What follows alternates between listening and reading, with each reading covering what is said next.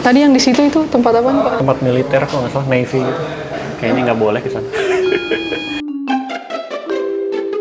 Today, we are at the National Oceanography Center with Kak Hanif, who is a PhD student in geoscience at the University of Southampton. He might be the coolest scientist here at the lab as he's been cooling down an icy carbon trap for his research. If you're curious about what that means, chill out. Keep crunching as we digest this carbon ice cube bite by bite.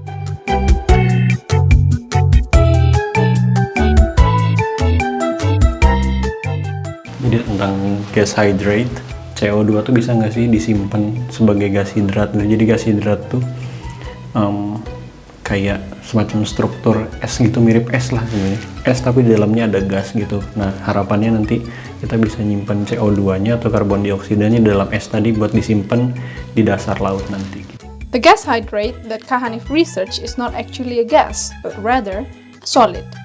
Under the sea, gas hydrate are usually found in the form of methane ice, where the methane gas crystallizes with water at a high pressure and a very, very low temperature.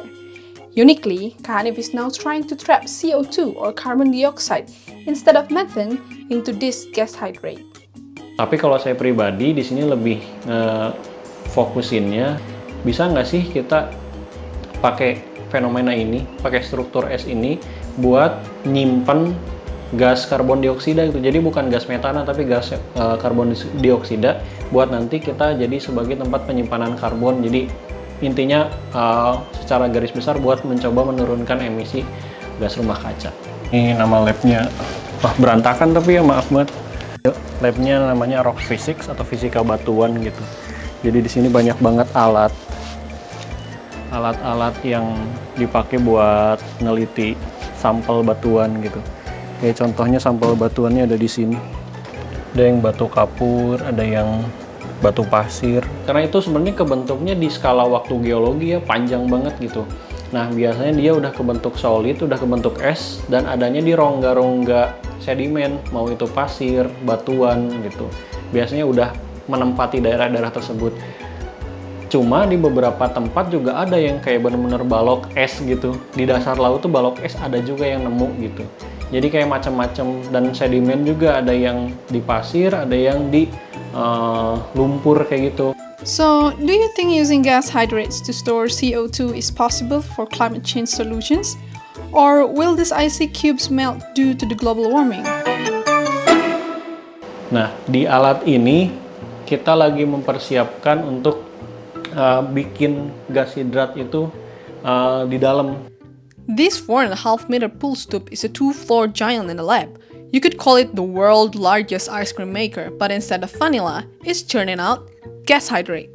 Sini naik terus ke atas, sampai ini kan lantai 6, ntar di atas lantai 7, jadi ya alatnya 4,5 meter, jadi habis 2 lantai sendiri.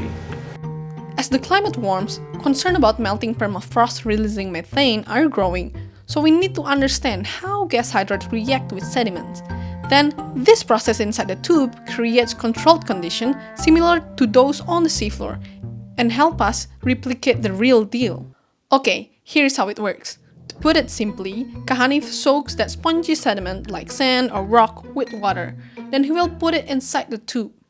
Oh, ini salah satu ruang preparation gitu. Jadi ini saya habis bikin sampel batu pasir yang ada patahannya gitu, patahan horizontal. Terus sekarang lagi di oven di suhu 65 derajat udah berapa minggu gitu, biar lebih solid aja.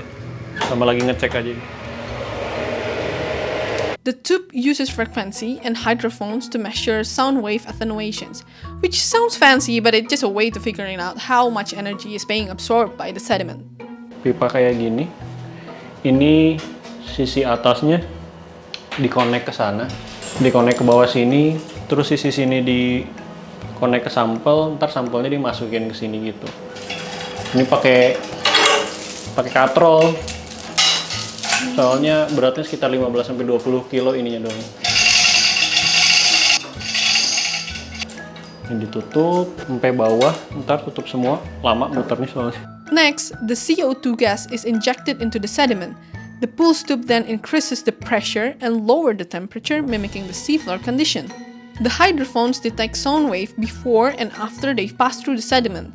With some number crunching, researchers can learn about porosity, gas hydrate content, and how much CO2 the sediment can store. Nah, nanti harapannya ketika kita punya semua informasi tentang tiap fase dari alat ini, kita bisa aplikasikan di lapangan nanti ketika kita sudah mulai masuk ke tahap implementasi penggunaan CO2 hydrate atau gas hidrat CO2 ini sebagai penyimpanan karbon dioksida. Jadi nanti kita tahu pada saat gas hidratnya terbentuk tuh seperti apa kecepatannya, kemudian pada saat sudah terbentuk seperti apa, pada saat di akhir sudah semua selesai seperti apa, dan kalau misalkan untuk monitoring jangka panjang, untuk pengamatan jangka panjang, kalau misalkan ada yang bocor atau lolos itu seperti apa, itu harapannya kita bisa tahu sampai sana.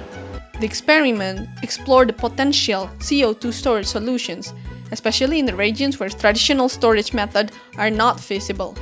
By safely trapping CO2 in the hydrate form, this could mitigate greenhouse gas emissions and reduce global warming risk.